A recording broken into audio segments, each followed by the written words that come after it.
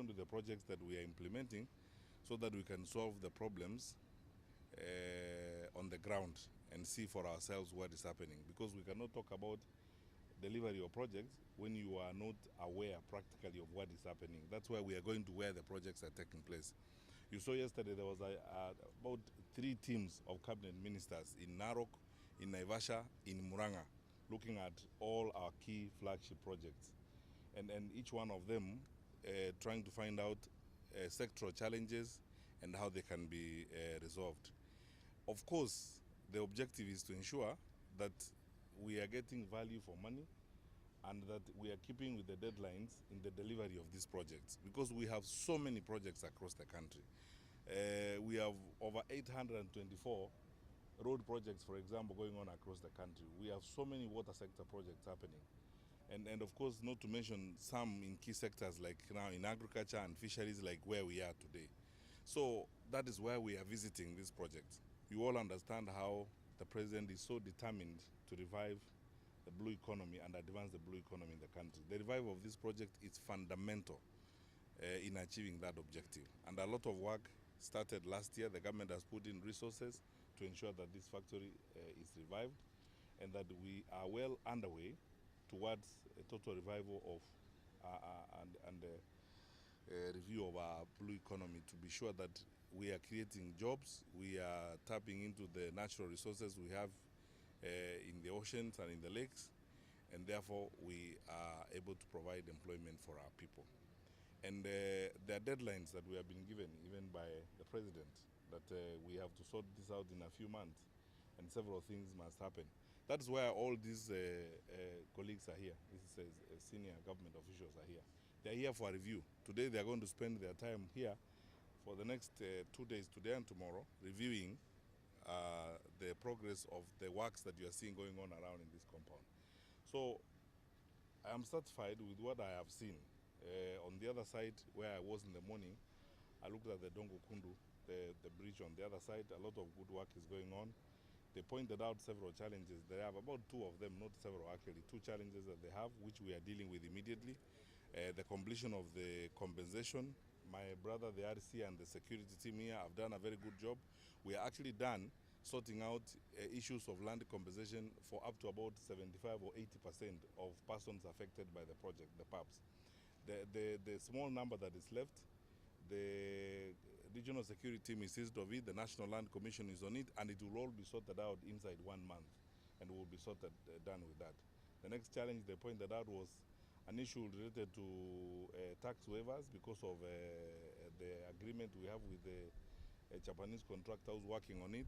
And again, I have already called my colleague CS Masharia, and we are going to sit down tomorrow with our colleague, the Minister for Finance. We will sort it out. That should not affect them at all. Here, we are concerned about the pace.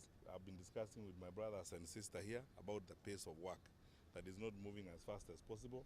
While they're doing the review between today and tomorrow, they will come up with very substantive proposals. That's why the PS for Public Works is here. They will come up with very substantive proposals on how we can ramp up activity here to ensure that we meet the deadlines that we have and sort it out. Then, of course, I have been briefed this morning by the regional security team on the use of this bridge. And you know, I now understand about 20,000 people also use this bridge every morning. And every evening, people cross back and forth on this bridge.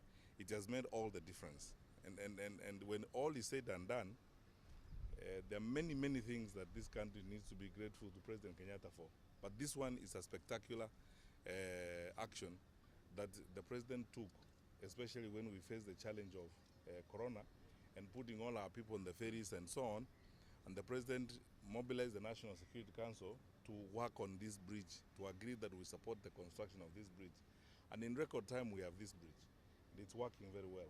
We have discussed the security components of it, because that is what brings me in. Because when you have that number of our people crossing on that bridge, obviously it must be a matter that we are interested in as security people. So we have put up a multi-agency security framework now that is going to manage that bridge. That's why, you know, we have the Coast Guard right next to us here, and the regional security team is working with all our agencies in security to ensure that our people are secure as they cross this bridge, as they move back and forth. There is much more that we are going to do in terms of improving security services around the bridge, which I will not discuss at this particular time. Some of them are issues I will not even talk about. But I want the residents of Mombasa to be assured, and all those users of the bridge, that it's completely on our radar screen in terms of ensuring that they are secure as they move around there. And I'll ask cooperation with the security agencies who are working on it. Ni miaka ya 50, 56, 7 kwenda mbele ndio hawa watu waliozikwa hapa wale. Sasa hivi huku ndo inaendelea sio? Huku inaendelea. Njoo na ile maiki pale. Sasa hapa walikuwa wanataka kutoa hayo makaburi. Sasa nyinyi tunasimama kwa hapa hivi Moja moja ndio aonekane background. Ndio kama wenyewe.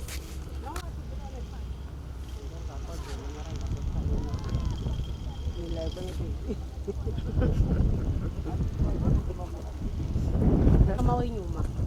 Alafu akibaepusha hivi ni wakiongo. Kila na katikati.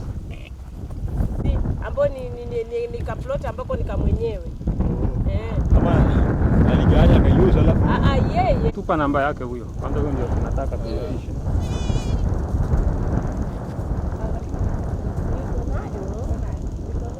Ndio Athman-Chaka. Anaitwa Ngofi Athumani Omar. Kwa sababu yeye alitajwa huyu mzee ndio anataka kutapeli.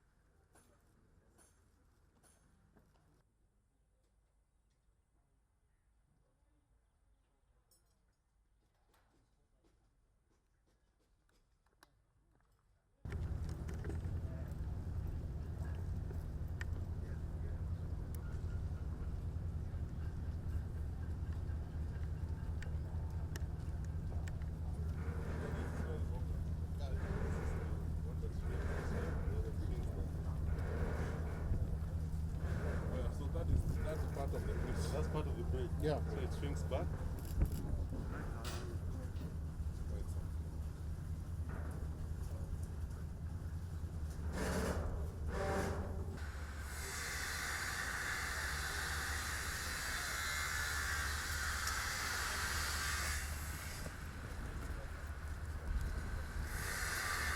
This is